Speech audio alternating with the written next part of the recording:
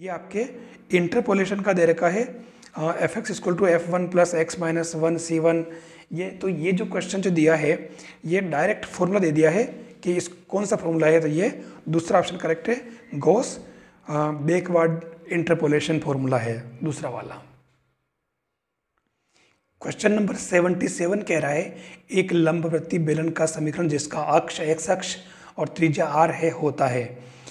पहला option correct है, Y square plus Z square equal to R square. Direct मतलब क्वेश्चन दे दिया है। देखिए हमारे पास चौथे को छोड़ के चौथा एक गोले का समीकरण है, बाकी पहला दूसरा तीसरा तीनों ही किसी न किसी लंबवृत्तीय बेलन के समीकरण है। फर्क ये कि ये पहले में वाई जेड है, इसका मतलब इसमें एक्स अक्ष वाला है, जेड एक्स है इसका मतलब इसमें वाई अक्ष वाला बेलन है, और इसमें एक्स वाई है इसका मतलब जेड अक्ष वाला बेलन है। तो यहाँ अक्ष एक्स लिया है तो पहला वाला ऑप्शन करेक्ट है। और ये आपके 3D बुक के अंदर जो पेज नंबर इस पे दे रखा है, यदि लंबवृत्तीय बेलन का अक्ष एक्स अक्ष हो और त्रिज्या आर हो तो लंबवृत्तीय बेलन का समीकरण Y square plus Z square equal to R square होगा। बिल्कुल सिंपल। क्वेश्चन नंबर 78 कह रहा है समाकलन I equal to root 10x upon sine X cos X dx होगा, मतलब इसका इंटीग्रेशन करना है। आपको पता है क्वेश्चन कहाँ से लिया है, ये अपने CBSE की जो 12वीं की बुक चलती है उसके अंदर 7.2 का 10वां या 12वां क्वेश्चन है, आप उसमें देख सकते हैं। ठीक है, 322 पेज पर दे रखा है वो, और कुछ नहीं करना है। ये कौन सा पैटर्न देख लें आप, नीचे साइन कोस आ रहा है, आप अंश और हर में कोस स्क्वायर से डिवाइड करें तो ये इसमें टेन और सेक स्क्वायर के फॉर्म में आ जाएगा। जैसे ये कर रखा है कि ये ऊपर नीचे कोस स्क्वायर से डिवाइड किया तो ये तो बन गया आपके सेक स्क्वायर, ये आपके बन गया नीचे 10x, ये आपके कट गया तो sec square upon root 10x बच के नीचे। ठीक है, आप 10x को टी स्क्वायर कर लें तो ये आपके 2 रूट 10x आंसर इसका आ जाएगा, कोई विशेष बात नहीं है, सिंपल काम बिल्कुल। ठीक है, तो ये तीसरा ऑप्शन आपके इसके अंदर करेक्ट होगा। फिर चलते हैं हम क्वेश्चन नंबर 79। ये भी देखो 11th क्लास का दिया क्वेश्चन, यदि एक दीर्घवृत्त का नाभिलंब उसकी लघु अक्ष का 1/3 हो तो उस दीर्घवृत्त की उत्केंद्रता क्या होगी, ये पूछ लिया। कोई विशेष बात है ही नहीं है, सीधी सीधी बात, इसने जो लैंग्वेज कही है उस लैंग्वेज को अपन यूज कर लेते हैं। 2b square upon a equal to 2b upon 3। ठीक है, दीर्घवृत्त का नाभिलंब उसकी लघु अक्ष के बराबर है, ध्यान देना। ठीक है, तो ये आपके आ गया बिल्कुल, मतलब इसका तिहाई है ना, बराबर नहीं, तो लघु अक्ष को क्या होती है 2b होती है, उसका तिहाई हो गया। दोनों को इक्वल किया, इससे a इक्वल टू 3 भी आ गया, और b square equal to 1 minus A square अपन जानते हैं, आप b इसके अंदर पुट कर दें। ठीक है, तो इससे आपके आराम से e इक्वल टू 2 रूट 2.3 आ जाएगा, कोई विशेष बात नहीं है। अगला क्वेश्चन 80 वाला, ये आपके टेंसर एनालिसिस का है जो प्री पीजी लेवल का है, इसके अंदर दूसरा ऑप्शन करेक्ट है। ऐसे ही 81 वाला है, ये लीजेंड्रे जो पोलिनोमियल्स है बहुपद, इसमें दूसरा ऑप्शन करेक्ट है। मैंने इनको सोल्व नहीं करवाया है, वैसे ये भी सारे डायरेक्ट रिजल्ट है, जहाँ ये टॉपिक दे रखे हैं पीजी वाले में सारे हैं अपने पास, लेकिन वीडियो बहुत लंबा नहीं हो जाए इसलिए मैंने इसको नहीं लिया है, आप चाहे तो उसमें से देख सकते हैं। फिर चलते हैं अपन 82 वाला, यदि f समूह G से दूसरे समूह G' में समाकारिता है जिसकी अष्टी k है, तब निम्न में से कौन सा सत्य होगा। के G का प्रसामान्य उपसमूह है, यही इसका सही आंसर है। अब ये अष्टी क्या होती, कर्नेल क्या होता, kernel f equal to X belongs to G, F X equal to E dash, यानी आपके पास में f G से G डेज पर कोई होमोमॉर्फिज्म है, G से G डेज पर।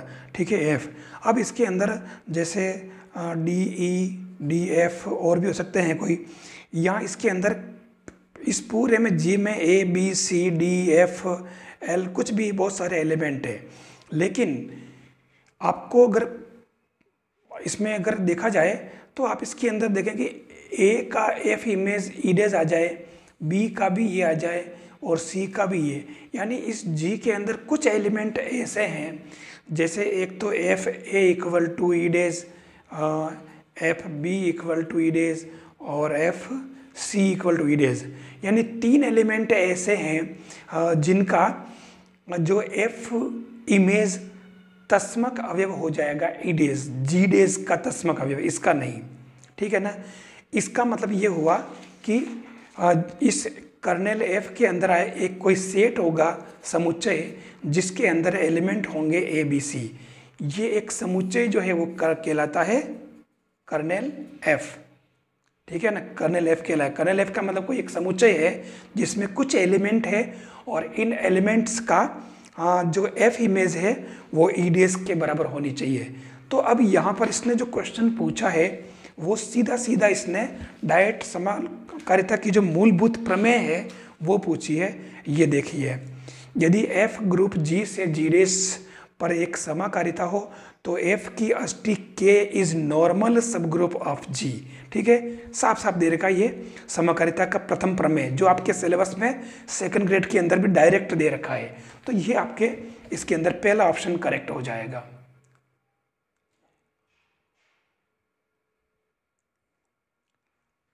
एटी 83 वाला क्वेश्चन देखो डायरेक्ट मतलब एक जो युगपत समीकरण जो है ना साइमल्टेनियस दे रखा है, तो इसको तो आप आराम से सोल्व कर ही सकते हो। पहला वाला ऑप्शन करेक्ट है, इसमें कोई विशेष बात नहीं। 84 वाला क्वेश्चन भी कोई ज़्यादा बड़ा नहीं है, आपको इसका एक्स के रेस्पेक्ट अवकलन करना है। डेल जेल डेल एक्स पूछा इसने, है ना। ये उसका नहीं है, ध्यान रखना आयलर थ्योरम का नहीं है, क्योंकि ऊपर उसमें ये होमोजीनियस नहीं है, समघात फलन नहीं है, ध्यान रखना, है ना। इसको समघात जैसा दिख रहा है लेकिन समघात नहीं है। समघात होने के लिए ये ऊपर पावर जो है वो किसी न किसी कोटि की होनी चाहिए। तो इसके अंदर आपको del Z upon del X करके ना 8 रखना, तो इसमें तीसरा ऑप्शन 1/3 इसके अंदर आंसर आ जाएगा। फिर देखिए 85 वाला क्वेश्चन, इस क्वेश्चन को अगर देखो तो बहुत भारी भरकम लगता है, हालांकि ये क्वेश्चन बिल्कुल सिंपल सा है, कोई बहुत बड़ा काम इसके अंदर नहीं है। आप देखना, मैं इसको आपको कर ही देता हूँ पूरा। आपको अगर पता हो तो इसके अंदर ये तो आप जानते ही हैं z-3 प्लस z-4। अब आप ध्यान से देखें, एक इनइक्वेलिटी होती है जो आपको पता हो, तो पहले तो मैं इसको, क्योंकि आपको पता हो तो इसको ऐसे लिखा जा सकता है, जैसे मान लो z-1 है, ठीक है ना, तो इसको अपन 1 - z भी लिख सकते हैं। ये आपको एक तो बात पता होनी चाहिए, ठीक है। दूसरी बात जो है आपको ये भी पता होनी चाहिए कि z1 प्लस z2 ये जो अलग अलग है, ठीक है, अलग अलग है, तो ये बड़ा होगा, एक इनइक्वेलिटी है, किससे? दोनों के साथ के मोड के, ठीक है ना। अब मैं ये दोनों इसके अंदर यूज़ कर रहा हूँ, तो ये z-3 इसको तो मैं ऐसे ही रख रहा हूँ और इसको लिख रहा हूँ मैं 4 - z, ठीक है।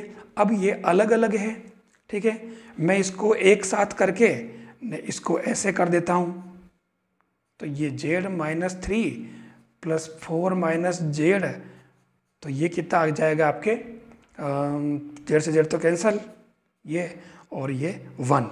तो आप देख लो इसकी जो मिनिमम वैल्यू कितनी आ गई, 1। दूसरा ऑप्शन इसका करेक्ट है। कितना इजी क्वेश्चन है, ऐसे अपन कितने क्वेश्चन तो अपन इसको इस तरीके से कर सकते हैं, ध्यान रखना, ठीक है। ऐसे ही क्वेश्चन नंबर 86 के है, तो ये भी इंटरपोलेशन का है और इसके अंदर जो तीसरा ऑप्शन इसके अंदर करेक्ट है। 87 वाला जो अनुभव शंकु वाला है, इसके अंदर दूसरा वाला ऑप्शन करेक्ट है। देखिए अगला क्वेश्चन है, लिमिट का दे दिया है, limit x tends to 0 1/x √1 + x - √1 - x। ध्यान रखना कुछ नहीं है, इसको आप इसको रेशनलाइज कर लें, ठीक है। रेशनलाइज करते ही ये देखिए ऊपर नीचे बन जाएगा और फाइनली ये क्या बना आपके 2 और नीचे आपके ये जो बन जाएगा बिल्कुल, क्योंकि सारा ये एक एक से कट जाएगा, खाली 2 बचेगा, है ना। तो नीचे आपके लिमिट भी पुट कर दें आप, तो ये 1 + 1 नीचे 2 बन रहा है, तो ये इसका क्या आ गया 1 आंसर। तो आपका ये पहला वाला ऑप्शन करेक्ट है। 89 वाला कह रहा है कि कौन सी इसके अंदर रैखिक अवकल समीकरण है।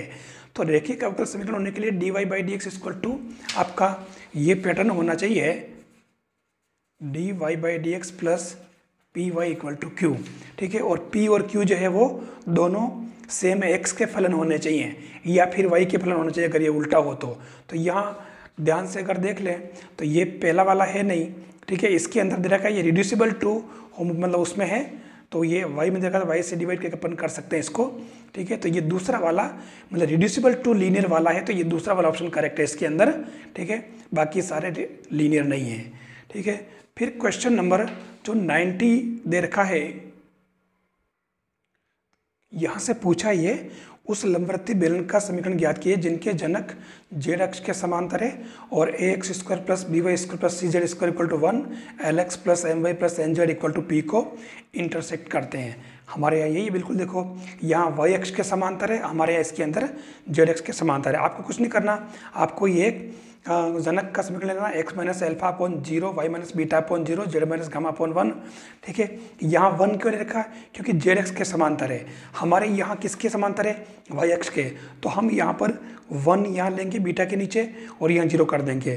फिर अपन ये इसमें alpha beta gamma plus R की तरह अपन पॉइंट निकाल लेंगे। ये पॉइंट हम इन दोनों इक्वेशन में, मतलब हमारे इसमें रेस्ट पुट कर देंगे और दोनों से अपन आर का विलोपन कर देंगे। हमारा आंसर इसके अंदर आ जाएगा और ये हमारा दूसरा ऑप्शन करेक्ट है इसके अंदर। 91 है, ये आपके हार्मोनिक फंक्शन पूछ रहा है कि कौन सा नहीं है। आपको पता है सीधा इसको कि जो लैग्रांज जो अपने लाप्लास इक्वेशन को जो सेटिस्फाई करेगा वो ये करेगा।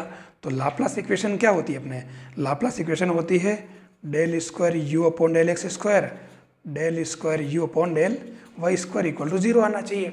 तो ये इसमें अपना केवल पहला वाला ही सेटिस्फाई कर रहा है, इसलिए पहला वाला करेक्ट है।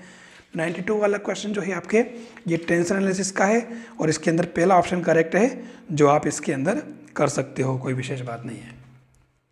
अब आ रहा है अगला 93 वाला क्वेश्चन। 93 वाला ये साइक्लोइड का है, चक्रज का है और इसके अंदर चाप की लंबाई पूछी है। इसके अंदर पहला वाला ऑप्शन करेक्ट है 4a sin θ/2। फिर 94 जो है, देखिए ये बेस थ्योरम का क्वेश्चन पूछा है और बेस थ्योरम के क्वेश्चन में कोई विशेष बात नहीं है। इसके अंदर यहाँ 2 तरह के बेग ले रखे हैं, तो इसको करने का जो तरीका है मैं आपको बता देता हूँ। देखो इसका जो पैटर्न है, हमारे पास यहाँ 2 थैले दे रखे हैं। मैंने इसको फर्स्ट और सेकंड मान लिया। फर्स्ट में 2 वाइट और 3 ब्लैक है और सेकंड में 4 वाइट और 5 ब्लैक है। अब यहाँ पहले मैं दोनों में से एक थैले का चयन करना होगा, तो इसलिए PE1 और PE2 तो हो जाएगी हाफ हाफ।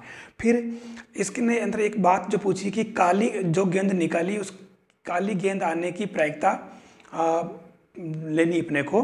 ठीक है, मतलब पहले वो काली गेंद आने पर जो निकाली वो, तो काली के लिए अपन ने जो इवेंट का नाम दे दिया A। ये इस हर क्वेश्चन में फिक्स है। इसके अंदर यह बात पूछेगा कि काली गेंद आने पर, ठीक है, तो उसके लिए अपन इवेंट A लिखेंगे हमेशा ही। और PA/E1 यानी आपने फर्स्ट थैला चूज किया है, ठीक है ना, E1, फिर उसमें से काली होने की प्रायिकता, तो आप देखो कि ये 3 निकाली है तो 3/5 और PA/E2, तो इसके अंदर सेकेंड में से तो ये 5/9 हो जाएगा कुल। ठीक है, ये आ गया। अब इसके अंदर ये पूछा है कि इस बात की क्या प्रायिकता है कि यह गेंद B थैले से निकाली गई। मतलब इसने जो पूछा है वो प्रायिकता B यानी कि सेकेंड। अब आपको ये बात पूछी है, मतलब वो काली तो है, ये वाली बात काली तो है, लेकिन वो सेकेंड वाले बेग से निकाली, इसकी प्रायिकता।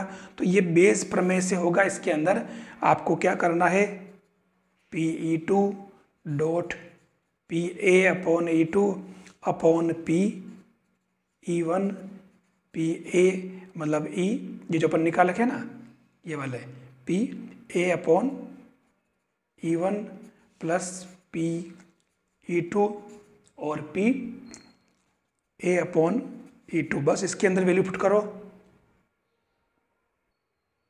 और इसके अंदर वैल्यू पुट करते ही आपके ये जो आपके ये वाला आंसर आ जाएगा। इसके अंदर क्या होगा, पहले आपके 25/52 आएगा, ध्यान रखना। तो ये 25/52 इसके अंदर सोल्व करोगे तो इसमें कहीं दे नहीं रखा है, आप काट पीट करोगे तो इसको दोनों को आप 3 से गुणा कर लेना, ठीक है ना, 3 से, ताकि ये 75/156 आ जाएगा, जो इसके अंदर आपके दूसरा ऑप्शन करेक्ट है। 95 वाला जो क्वेश्चन है वो आपके रिंग थ्योरी का है और इसके अंदर तीसरा ऑप्शन आपके करेक्ट है। 96 के अंदर पेडागोजी का है, दूसरा ऑप्शन करेक्ट है। फिर 97 की बात करें, देखिए 97 में जो क्वेश्चन दे रखा है ये कह रहा है कि A square X square plus 4h X Y plus B square Y square 0 की एक रेखा निर्देशीय अक्षों के धनात्मक भाग को समद्विभाजित करती, बाइसेक्ट करने की बात कर रहा है। ठीक है, अब अगर बाइसेक्ट कर रहा है तो हम इसको ऐसा करें कि ये जो है निर्देशीय अक्षों को धनात्मक भाग को बाइसेक्ट करता है, ये कर दिया तो ये रेखा आपके y इक्वल टू एक्स हो जाएगी और y इक्वल टू एक्स आप y की जगह इसमें पुट कर दें। ठीक है, तो y इसमें पुट करें आप तो y की जगह x रख दें आप, तो A square X square plus 4h X square plus B square X square equal to 0। आप अगर ध्यान से देखें तो A square 4h plus B square बराबर 0 या A square plus B square equal to -4h, ये आपके आंसर आ रहा है। ये आपके दूसरा ऑप्शन करेक्ट है। इसके अंदर कोई लंबा चौड़ा ना तो कोई कैलकुलेशन करनी है ना कुछ करना है, बिल्कुल इजी है। देखिए ये पैटर्न आपको अच्छा लग रहा है नहीं या नहीं, आप मुझे ज़रूर कमेंट करें ताकि मुझे पता चले कि मैं इसमें और कितना और क्या मैं इसके अंदर अच्छा कर सकूं। वैसे मैंने बहुत अच्छा करने की कोशिश की है और आपको ये सब पसंद भी आ रहा होगा। क्वेश्चन नंबर 98 कह रहा है कि अवकल समीकरण x divide x minus Y equal 0 के लिए निम्न में से कौन सा समाकलन गुणांक नहीं है। तो पहला वाला भी है, दूसरा वाला भी है, तीसरा वाला भी है। ठीक है, ये आपको एग्जैक्टनेस वाली कंडीशन यूज़ करके करना होगा। इंटीग्रेटिंग फैक्टर हमारा होता है m d x plus n d y equal 0। अगर यथातथ नहीं हो तो इसे एक्स और वाई के फलन से गुणा करके एग्जैक्ट बनाया जाता है और ऐसा गुणक समाकलन गुणक कहलाता है और इसको आई से लिखते हैं। ठीक है, अगर अब आप ध्यान से देखें तो आपका ये क्वेश्चन क्या है, इस क्वेश्चन को देखिए आप, क्या है ये x divide by d x minus Y equal 0। ठीक है, और इसको अगर ध्यान से देखें तो ये देखिए m d x plus n d y equal 0 के रूप में समीकरण सदैव अनेक समाकल गुणक होते हैं, एक नहीं होता, ज़्यादा भी हो सकते हैं। उदाहरणार्थ क्या दिया, y D x minus x D y equal to 0। ध्यान से अगर देखो तो आपका यही तो क्वेश्चन है, ये X D Y minus Y D X equal to 0 same ही तो है, सेम डायरेक्ट क्वेश्चन पूछा है और कह रहा है कि इसके लिए 1/y स्क्वायर या 1/xy या 1/x स्क्वायर समाकलन गुणांक हो सकते हैं। ये तीनों देखो आप 1/x स्क्वायर, 1/y स्क्वायर या 1/xy, ये तीनों डायरेक्ट क्वेश्चन पूछा देखिए यहाँ से। तो मैं यही बताना चाह रहा हूँ कि आप थ्योरी जरूर पढ़ें, इससे आपका क्वेश्चन बिल्कुल करेक्ट हो जाएगा। वो डायरेक्ट कितने सारे क्वेश्चन मैंने आपको बता दिए, वो डायरेक्ट बुक से क्वेश्चन उठा रहा है। क्वेश्चन 99 है, ये आपके असाइनमेंट प्रॉब्लम्स का है और अगर ध्यान से देखें तो इसने यहाँ जो दे रखी है, हमारे को करना कुछ नहीं था, इसने फिगर दे दिया और हमें ये बताना है कि इस रास्ते से चलें तो कॉस्ट कितनी आती है, 20 आ रही, इससे चलें तो 20 आ रही, इससे चले तो 20 आ रही, सबसे 20 आ रही है। आप इन जोड़ के देख लो, जोड़ना कुछ नहीं करना है, तो ये उपरोक्त सभी सही हो जाएगा इसके अंदर। तो ये चौथा वाला ऑप्शन करेक्ट है। 100 वाला जो क्वेश्चन है ये लीनियर ट्रांसफॉर्मेशन का है और इसके अंदर तीसरा ऑप्शन करेक्ट है, ध्यान रखना। कर्नल टी पूछा इसने, तो ये अपने सेकंड ग्रेड के सिलेबस के अंदर नहीं है। 101 वाला है, ये भी आइडियल वाला है, गुणजावली वाला, तो ये चौथा ऑप्शन इसके अंदर करेक्ट है। अपने इसमें सेकंड ग्रेड में ये नहीं है, केवल ये फर्स्ट ग्रेड वालों के लिए ही है। फिर क्वेश्चन नंबर 102 जो है, ये भी देखो डायरेक्ट क्वेश्चन है, बुक से डायरेक्ट क्वेश्चन दिया है। X square upon A square plus Y square upon B square 1 और जेड इक्वल टू 0 को स्पर्श करते हुए 3 लंबवत स्पर्श समतल की बात करें तो सीधी सीधी बात है x square plus Y square minus z square equal to a square plus B square, ये इसका सॉरी ये माइनस कर दिया, ये नहीं होगा, तीसरा वाला होगा, है ना, माइनस तो हो नहीं सकता। X square plus Y square plus Z square equal to a square plus B square, ये तीसरा ऑप्शन इसके अंदर करेक्ट हो जाएगा। क्वेश्चन नंबर 103 सदिश का पूछा है, एक त्रिभुज एबीसी की भुजाओं एबी एसी के मध्य बिंदु डी और डी है, डी और ई और बी और डी सी से निरूपित बलों का परिणामी परिमाण और दिशा में बराबर होगा। तो इसके अंदर ये चौथा ऑप्शन करेक्ट है और ये आपके इस यांत्रिकी से ही पूछा है, राइट क्वेश्चन इसने। ये देखिए आप तीसरा वाला क्वेश्चन, एबीसी की भुजाओं एबी और एसी के मध्य बिंदु डी और डी है, डी और ई है ना। सिद्ध कीजिए कि बीई और डीसी से निरूपित बलों का परिणामी परिमाण और दिशा में 3/2 बीसी से निरूपित होगा। अब ये होगा कैसे, जो आपको बता देता हूँ मैं। देखिए इसने जो कहा है ये आपका ए बी सी त्रिभुज है और डी और ई इसके क्या बोला इसने, ए बी और ए सी के मध्य बिंदु है। ठीक है, तो उस केस में हमारे पास में त्रिभुज नियम लगा लो आप, डी ई, डी ये एल लिख दिया मैंने, तो D L plus L E है ना, D L plus L E ये वाला वो डी ई के इक्वल होगा, और ये डी और डी आपका बी सी का हाफ है, तो ये हाफ बी सी कर दिया है ना। और ये दूसरा जो हो जाएगा आपके B L plus L C, B L plus L C equal to B C, त्रिभुज नियम, तो ये बी सी आ गया। अब आप half B C plus B C बराबर 3/2 बी सी, ये आंसर। तो ये तो इसने पूछा है, कोई बहुत बड़ा काम था नहीं इसके अंदर, तो ये इस तरीके से आप इसके अंदर कर सकते हो। फिर इसके अंदर अगला जो क्वेश्चन दिया इसने 104 वाला, यदि x equal to minus Y equal to Z, शंकु Y Z plus 2zx minus 2x equal to 0 के 3 परस्पर लंबवत जनकों में से है, तब शंकु के किसी अन्य जनक का समीकरण क्या होगा।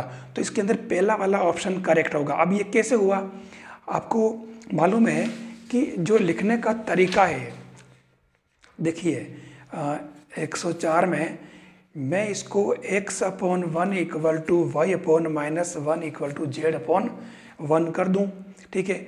और ये जो दे रखा है सीधा सीधा, कोई मतलब मुश्किल काम कुछ भी नहीं है इसके अंदर, ये 2 दे रखा है साफ साफ, ठीक है।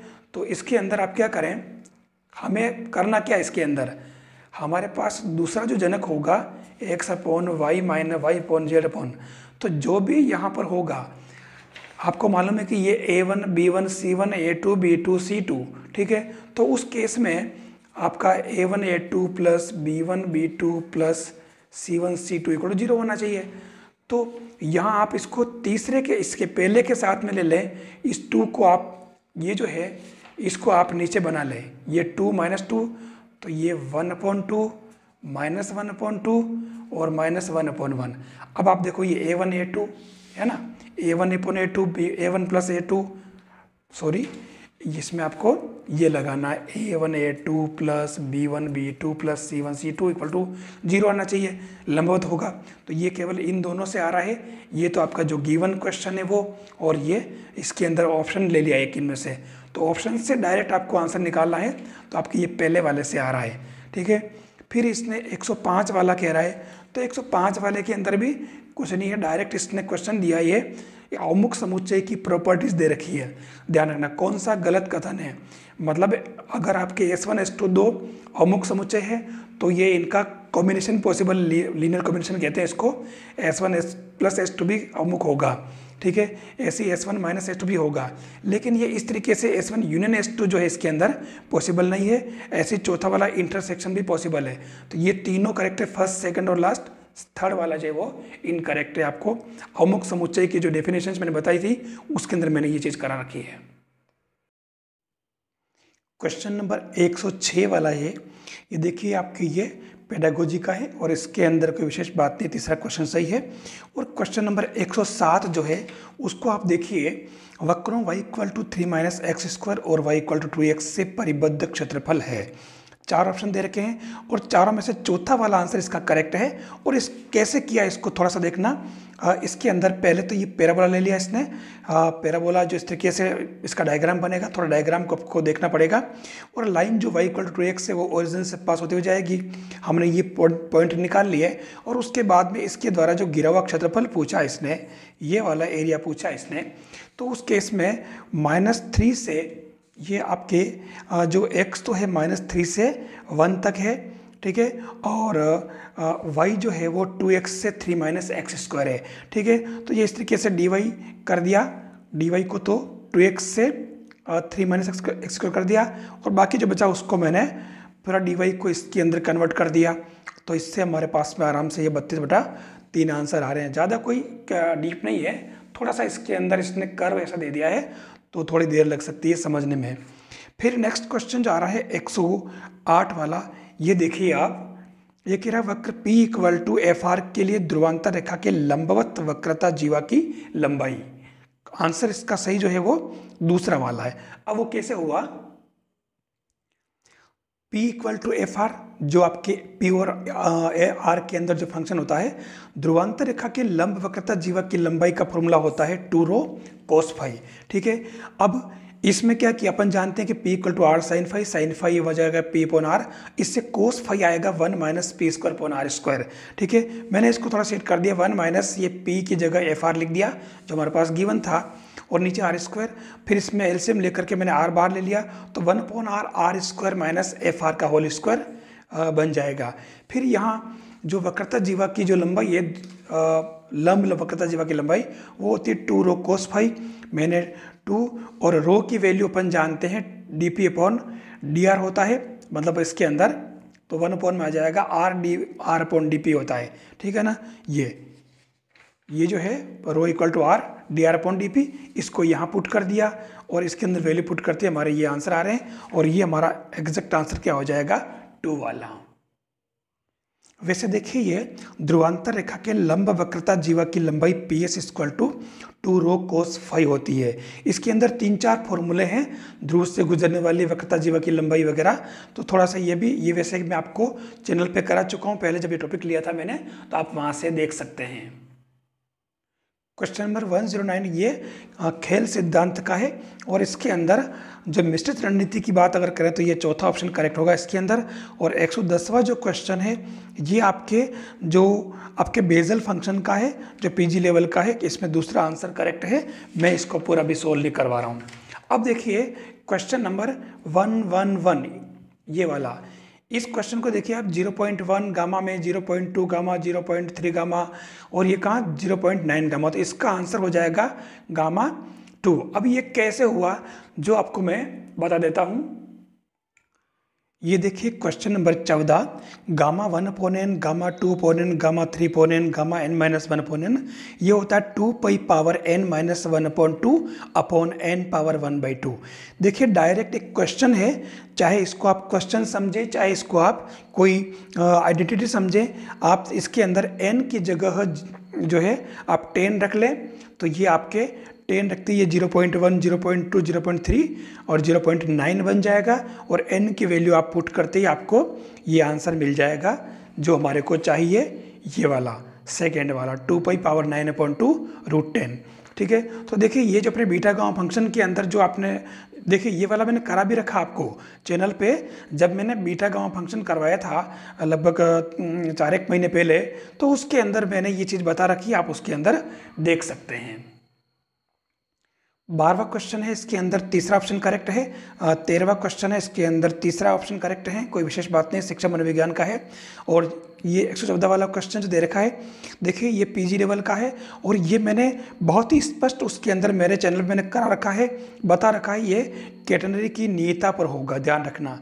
ठीक है ना, यह साफ साफ मैंने पहले जो पेपर बताया था सेकंड ग्रेड का, यानी फर्स्ट ग्रेड के अंदर ही जो मैंने 2014 वाला पेपर है उसके अंदर ये क्वेश्चन हूबहू पूछा हुआ है, और ये कैटेनरी की नियता पर होगा। फिर क्वेश्चन 115 जो कह रहा है ये आपके आइगन मान वाला है, तो इसके अंदर तीसरा ऑप्शन है ये करेक्ट है, ये अपने लेक्चरशिप के लिए है, केवल अपने सेकंड ग्रेड के लिए नहीं है। 116 वाला है, तो ये भी आपके जो मैट्रिक स्पेस का क्वेश्चन है, और इसके अंदर पहला वाला ऑप्शन जो है वो करेक्ट है। देखिए question 117, h equal to xi plus 2yj plus 3z के हो तो डबल इंटीग्रेशन सरफेस का h dot n cap d s बराबर है। यहाँ s क्या है, s के द्वारा घिरा हुआ आयतन a है, तो इसमें दूसरा ऑप्शन करेक्ट होगा 6a। अब ये कैसे हुआ देखिए, मैंने इसका h का जो डाइवर्जेंस निकाल लिया पहले, तो इससे डाइवर्जेंस क्या आ गया 1 + 2 + 3 = 6। फिर ग्रीन थ्योरम अप्लाई कर दी मैंने आपको ग्रीन थ्योरम बिल्कुल बता रखी है, आप उसमें देख सकते हैं। ग्रीन थ्योरम, डाइवर्जेंस थ्योरम और स्टोक्स थ्योरम तीनों साथ ही लिए मैंने। तो इसके अंदर h dot n cap d की वैल्यू क्या होगी, डाइवर्जेंस h dA, तो डाइवर्जेंस h अपने 6 आ गया है, तो 6 dA बराबर क्या हो जाएगा 6a। ठीक है, देखिए कितना सिंपल सा क्वेश्चन पूछा है, कोई लंबा चौड़ा कोई कैलकुलेशन नहीं है। और मैंने आपको यही कहा था जब मैंने ये थ्योरम बताई थी, ग्रीन थ्योरम, आप चैनल पे देख सकते हैं, आपका अपना CMP चैनल है, आप उस पर देख सकते हैं। तो उसके अंदर ग्रीन थ्योरम आप देखना, मैंने बता रखा है इसके अंदर पूरा कि आपको इतना ही काम करना, और ये क्वेश्चन भी मैंने उसके अंदर करा रखा है आपको। नेक्स्ट 118 वाला, यदि रेखा x - 3/2 = y - 4/3 = z - 5/4 समतल 4x + cy + 4z - d = 0 में स्थित हो तो c और d के मान क्रमशः होंगे। तीसरा ऑप्शन इसके अंदर करेक्ट है -8 0। अब ये हुआ कैसे, देखिए रेखा और समतल ये जो रेखा इस समतल में, ध्यान रखना, तो रेखा और समतल दोनों सेम है, तो इस रेखा पर जो बिंदु है 3, 4, 5 ये आपके इस समतल में होंगे। तो इस कंडीशन में मैंने बिंदु 3, 4, 5 को समतल में रख करके ये 32 + 4c - d0 निकाल लिया। फिर ध्यान रखना इसके अंदर ये 2, 3, 4 क्या है, A1 B1 C1, और ये 4C4 क्या है, B1 B2 B3 है। और ये जो, क्योंकि समतल की दिशा क्या होती है, लंबवत होती है, तो रेखा के लंबवत हो गया। तो लंबवत होने की कंडीशन हमारे A1 A2 + B1 B2 + C1 C2 0 है। तो ये कंडीशन लगा दी, इससे C - 8 आ गया, और C - 8 आ गया तो इससे D = 0 आ जाएगा। ये आपका आंसर इसके अंदर हो जाएगा। फिर अगला जो क्वेश्चन है 119 वाला, डायरेक्ट इसके अंदर ये इसने आइडेंटिटी पूछ ली है। ये देखिए, curl UA = grade U × A + U grade A, मतलब U कर्ल A। ये देखिए, तो इसने इसके अंदर ये चौथा ऑप्शन करेक्ट है इसके अंदर। तो आपको ये आइडेंटिटी ही डायरेक्ट याद करनी पड़ेगी। और इन आइडेंटिटी को कैसे याद रखना है, जो मैंने आपको जब ये मैंने बताई थी सदिश कलन की जो कंटेंट है लिया तब, तो उसके अंदर बता रखा कि इसको डायरेक्ट अगर याद नहीं रही तो इसको कैसे करना, मैंने उसके अंदर बता रखा है। फिर अपन चलते हैं क्वेश्चन नंबर 120 पर। 120 में देखिए ध्रुवी पूछी है इस गोले की और इस रेखा के सापेक्ष। तो आपको इसके अंदर क्या करना है, x + 1/1 y - 1/-1 z + 1/1 इस पर r मान लिया, ये बिंदु निकाल लिए। और फिर इसकी जो ध्रुवी होती है x x1 + y y1 + z z1 = 2, इसके अंदर मैंने ये पॉइंट रख दिए। और पॉइंट रखने के बाद में वापस ये जो रेखा है ये 1 -1 1 और 1 से पास हो रहा है, तो मैंने ये -1 1 -1 से रखा, r निकाल लिया और r की वैल्यू इसके अंदर पुट करी। तो इससे आपके ये सेकेंड वाला ऑप्शन इसके अंदर आ जाएगा, आप इसको कर सकते हैं। फिर देखिए क्वेश्चन नंबर 121, ABC इकाई सदिश है और B और C सररेखीय नहीं, लीनियर नहीं, कोलिनियर नहीं है। और कह रहा है A × 2B × C = B दे रखा, तो A और C के बीच कोण क्या होगा। दूसरा ऑप्शन करेक्ट है। और हुआ कैसे, देखिए A × 2B × C = B, ठीक है। तो ये इसको अपन ने आइडेंटिटी लगा दी, A.C × B - A.B C = B। बस इसके अंदर कंपेयर कर लिया, तो ये इधर 2 तो बाहर आ जाएगा, तो 2 × A.C = क्या हो जाएगा 1 गुणक B के जो कोफिशिएंट उनको कंपेयर कर लिया। तो ये आपके देखो cos θ = ½ तो θ = π/2 आ जाएगा। फिर अगला क्वेश्चन जो है केंद्रज का पूछा, देखो इवेल्युएट का है ना। तो y² = 4x का केंद्रज क्या होगा, कोई मुश्किल काम नहीं है। इसके अंदर आपको क्या करना कि इसका जो अभिलंब है, अभिलंब का समीकरण y = mx - 2m - am², आपको इसको m के रेस्पेक्ट अवकलन करें, तो इससे आपके ये m की वैल्यू आ गई। इससे और इससे इन दोनों इक्वेशन से आप m का विलोपन करें तो 27ay² = 4 x - 2a² आ जाएगा। ये चौथा ऑप्शन इसका करेक्ट है। ये क्वेश्चन यहाँ से पूछा है कि केंद्रज और इसके अभिलंबों का अनुलोप होता है, और तो परवलय y² = 4x का केंद्रज ज्ञात कीजिए, ठीक है ना।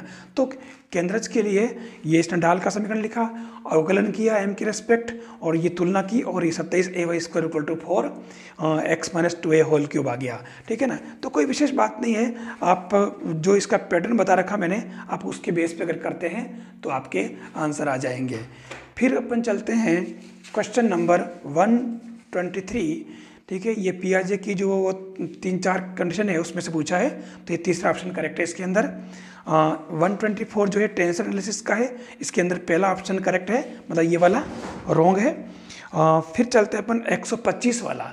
देखिए 125 वाला जो क्वेश्चन है, इसने कितना ईजी क्वेश्चन पूछा है, दिखने में बहुत भारी लगता है। r = 1 + λ - λ² 1 + λ³ के बिंदु λ = 1 पर टेंजेंट का इक्वेशन, ठीक है। कुछ भी नहीं करना है, आपको पता है कि r = 1 + λ, इसको वास्तव में लिखने का तरीका क्या है, r = xi + yj + z के हैं, तो आपके x y z की जगह कौन बैठ गया, ये तीनों बैठ गए। आपको इसका r' निकाल लेना, अवकलन कर लेना है, ठीक है। तो आपके 1 + λ का 1 हो जाएगा, -λ² का -λ, और इसका हो जाएगा 3λ²। अब ये λ = 1 पूछ रहा, तो यहाँ 1 पुट कर दें, और 1 पुट करते ही आपके पास ये x - 2/1 y + 1/- 2 z - 2/3 इसका जो आंसर आ जाएगा। कोई विशेष बात नहीं है, आप आराम से कर सकते हो। तीसरा वाला ऑप्शन इसका करेक्ट है, ठीक है ना, क्योंकि बिंदु तो आपके इससे आ जाएगा, वापस लेमड़ा यहाँ रख दो, एक तो बिंदु भी आ जाएगा आपके, ठीक है ना।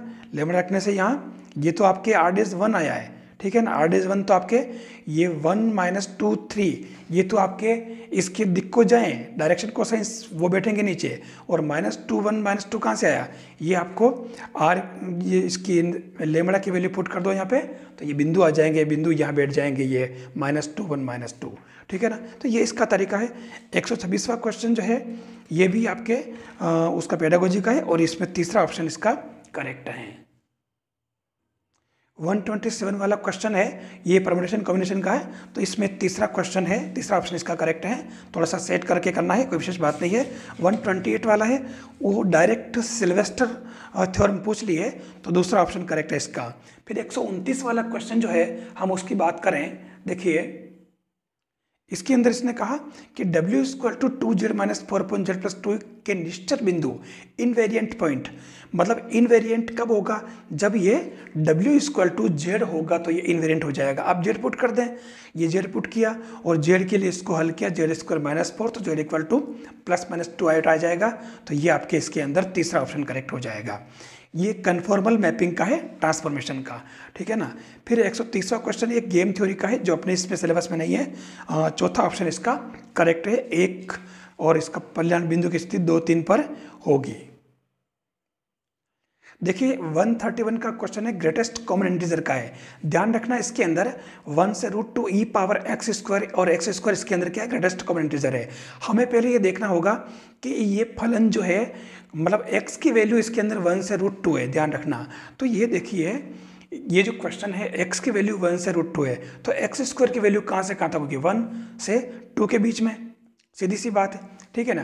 तो उस केस में आपके ये 1 से √2 और x² जो है ये फंक्शन, इसकी जो लोवेस्ट वैल्यू अपन पुट करते हैं इसके अंदर, तो ये 1 पुट कर दी x² की x की जगह, इसकी जगह, तो e1 आ गया। बस इसका इंटीग्रेशन किया तो ये आपके √2 - 1 e इसके अंदर आ जाएगा।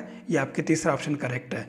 132वां क्वेश्चन जो है ओड इवन फंक्शन वाला है, और इसके अंदर कोई विशेष बात है ही नहीं है। आपको मालूम है f - x = अगर प्लस में आ जाए तो ये इवन, और अगर माइनस में आए तो ये ओड, तो ये इसके अंदर ये चौथा जो ये आपके विषम फलन है।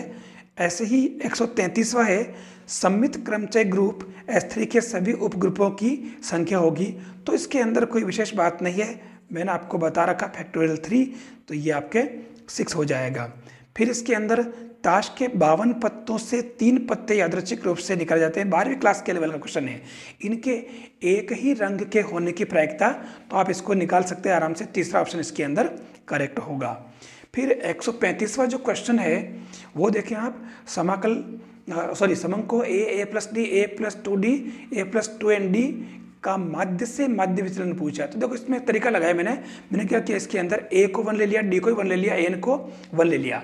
सुविधा के लिए आप इन सब की वैल्यू अलग अलग ले लेंगे तो ठीक है, 0 1 2 3 ले लें, ठीक है, या 1 2 3 ले लें, है ना, 0 1 2 ले लें तो ज़्यादा और बढ़िया रहेगा। यहाँ 1 1 लेने से काम हो रहा है, तो देखो 1 1 लेने से मैंने 3 ले लिए, 3 ले लिया है, तो 1 2 3 ले लिया। अब मैंने इसका माध्य निकाला, तो माध्य कितना आ रहा, 6/3 2, फिर ये x i - x bar upon इससे करके तो 2.3 आ गया। ये 2.3 निकाल के रख दिया। फिर मैंने इसके अंदर से ऑप्शन से स्टार्ट किया जिसकी संभावना था। दूसरा वाला देखो n × n + 1/2n + 1d, और इससे ये मैंने वैल्यू पुट कर दी, ये जो ऊपर मानी थी 1 1 1, तो ये 2.3 सेम आ गया, दोनों सेम आ गए, और इस वजह से ये आपका सेकंड वाला ऑप्शन करेक्ट हो जाएगा। ठीक है, अब चलते हैं अपन 136वां क्वेश्चन। देखिए 136वां क्वेश्चन जो दे रखा है दिखने में बहुत भारी भरकम लग रहा है, डबल जो इंटीग्रेशन का है। आप अगर ध्यान से देखें तो 1/x फिर e⁻y/x क्वेश्चन जैसे कॉम्प्लिकेट लग रहा है, लेकिन हमारा तरीका क्या होता है, हम पहले इसका dy लेते हैं और y के रेस्पेक्ट हम पहले इसका इंटीग्रेशन करते हैं। तो y के रेस्पेक्ट करेंगे तो 1/x एज इट इज, और यह e⁻1/x तो ऐसे रहेगा, और e⁻y मान के करेंगे। तो देखिए ये किया मैंने पहले इसका, तो 1/x एज इट इज और e⁻y/x का एज इट इज, और ये 1/x इसके डिवाइड में चला जाएगा, ये आपके कैंसिल। और अब आपके क्या बचा, e⁻y/x, लिमिट रखी 0 से x², तो e⁻x - 1, और इसका इंटीग्रेशन और किया तो ये फाइनली आपके e - 2 इसका आंसर आ जाएगा। बिल्कुल सिंपल सा काम है, दिखने में बहुत भारी लगता है लेकिन है बिल्कुल नहीं है। आप एक बात नोट कर लें कि कोई भी क्वेश्चन, ये पेपर लेक्चरर फर्स्ट ग्रेड का लेक्चरर का मैथमेटिक्स का पेपर है, लेकिन इसमें आपने अपने जो क्वेश्चन सोल्व किए हैं, देखिए एक भी क्वेश्चन ऐसा नहीं था, और लगभग 99% क्वेश्चन जो ऐसे बन रहे हैं जो बिल्कुल लाइन टू लाइन 2, 3 या 4 लाइन में 4 स्टेप में ये सही हो रहे हैं, आंसर आ रहे हैं, कोई भी लेंदी नहीं है। देखिए क्वेश्चन 137, इसके अंदर यदि 0, 4 और 0, 1 किसी परवलय के क्रमशः शीर्ष और नाभि हो तो उसका समीकरण होगा। हमें थोड़ा सा ये ट्रेसिंग शीर्ष और नाभि के बेस पे अपन इसका डायग्राम बनाते हैं, तो डायग्राम ऐसा बनेगा, ये इसका 0, 4 शीर्ष हो जाएगा, ठीक है। तो उस केस में हमारा जो परवलय बनेगा वो x² = -4ay है ना, ये वास्तव में x² = -4ay बनेगा, ठीक है। तो क्योंकि ये इस तरीके से बन रहा है, नाभि और शीर्ष से अपन ने पता लगा लिया, बस उसके बाद तो कुछ नहीं है, हमने 4a की कंपेयर कर लिया, इसके अंदर हमारे ये जो आ रहा था 0, 4 है तो 4a = 12 हो जाएगा, तो a = 3 आ गया, बस इससे हमारे x² + 12y = 48, ये आपके आंसर है, आप दूसरा ऑप्शन करेक्ट है। अगला है 138, ये स्वतुल्य सममित संक्रामक संबंध प्रूव करना है। यहाँ एक खास बात ध्यान रखने की है, संबंध S के अंतर्गत XY यदि और केवल यदि XY अपरिमेय हो तो XY है स्वतुल्य सममित संक्रामक असममित, तो दूसरा वाला ऑप्शन करेक्ट होगा सममित। देखिए इसके अंदर मैंने क्या किया, सबसे पहले मैंने √2 बिलोंग्स टू R ले लिया, अपरिमेय संख्या है, कोई जरूरी नहीं परिमेय लो अपरिमेय अपन कुछ भी लिखते हैं, ठीक है ना। इसके अंदर इसने √2 जो इसने कहा कि ये R अपने रियल नंबर है, तो मैंने √2 ले लिया।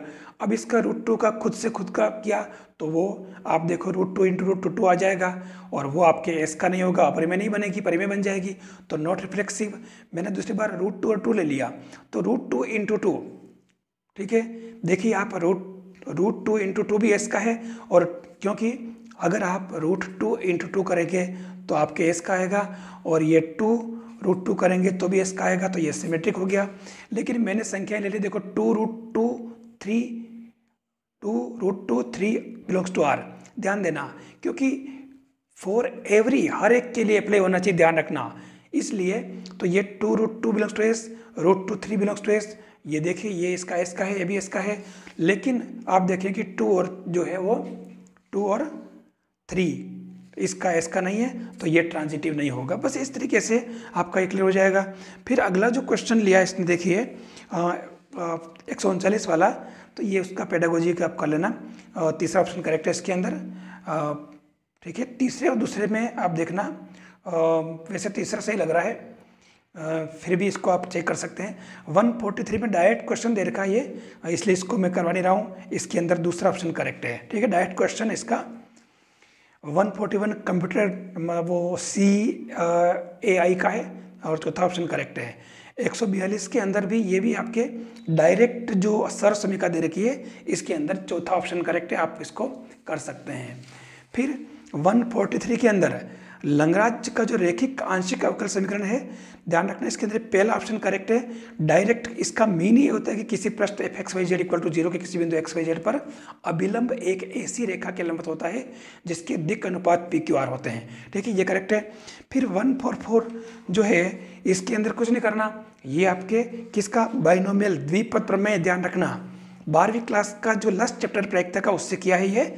ये देखिए P = Px = R, NCR PR Qn-R, और इसके अंदर P आपके 4.5 दे रखा है, Q आपके पास 1/5 है, क्योंकि आपको मालूम है कि P + Q = 1 होता है, N = 5 दे रखा है, 5 बार है ना, टोटल 5 बार लगाता निशाना है ना, तो ये इसके अंदर बस ये इसके अंदर वैल्यू पुट करो आप, है ना, आपके x = R, तो आपके ये क्या निकल जाएगा, Px = 3 पर पूछा इसने, बस तो ये वैल्यू पुट करते ही इसके अंदर आपके ये करेक्ट आंसर आ जाएगा, पहला वाला ऑप्शन।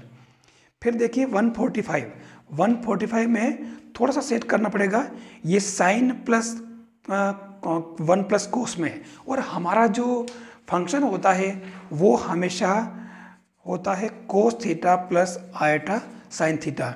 तो मैंने यहाँ क्या कुछ नहीं किया, मैंने यहाँ दे रखा था sine theta plus eta cos theta, उल्टा दे रखा था। मैंने यहाँ क्या किया कि 2 sin θ/2 कोस थीटा बाई 2 आयटा और यहाँ 2 कोस स्क्वायर थीटा बाई 2 लगा दिया। ठीक है, ये चीज़ मैंने यहाँ अप्लाई की है। ये देखिए, ये 2 sine theta by 2 cos theta by 2 plus eta 1 plus cos 2 theta को 2 कोस स्क्वायर थीटा बाई 2 कर दिया। फिर इसके अंदर ये 2 कोस 7/5 बार ले लिया और अंदर फिर से ये साइन प्लस आयटा कोस बच गया है। मैंने इसको पाई बाई 2 माइनस करके ने इसको कोस प्लस आयटा साइन बना दिया और फिर मैंने कोणांक निकाल लिया। तो इससे कोई दिक्कत नहीं है। कोणांक क्या होता है? R sine theta upon r cos theta tan theta होता है ना। टेन थीटा इक्वल टू ये बताइए, बस आपके ये आ गया इसके अंदर। तीसरा वाला माइनस पाई बटा 5। 146वां जो क्वेश्चन है वो आपके बेजल फंक्शन है। तीसरा ऑप्शन इसके अंदर करेक्ट है। फिर चलते हैं अपन 147 पर।